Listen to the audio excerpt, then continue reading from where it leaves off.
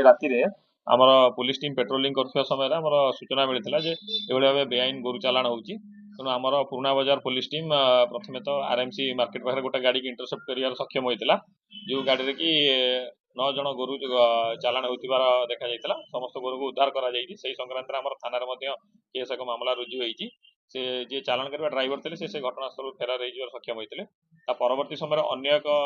घटनाक्रमे संथिया bridge पाखु अन्य एक गाड़ी को इंटरसेप्ट कराइला से गाड़ी 3 जन व्यक्ति को अटक रखाई और 24 गोरु को उद्धार कराइला यानी बेआईन भाव से गोरु चालाण कराइला तेणु सर्वमोट 2टी केस वर्तमान पुराणा बजार थाना रेजिस्टर होती 2टी याक मामला आमर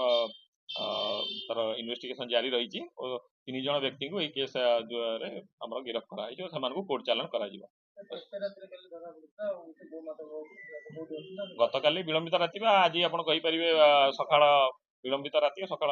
इंटरसेप्ट कराइला और सर्वमोट 33टी गोरु को उद्धार कराई समस्त को गोशाला जिम्मा दिखाई देखो जहाँ आम एसपी सार निर्देश क्रमे आम ओनली खाली बेआईन गोरु चालाण नुहे ड्रग्स आप देखिए विगत 3-4 मास मध्य ड्रग्स हो गंजेई हो समस्त चोरा चालाणकारी निशा द्रव्य समस्त चढ़ऊ जारी रही जहाँ आईन अनुदायी व्यवस्था रही जो मैंने गिरफ होती विरुद्ध में कार्यानुष्ठान ग्रहण कर 3 जन जाक गिरफ अभियुक्त पुराणा बजार थाना अंचल अटक।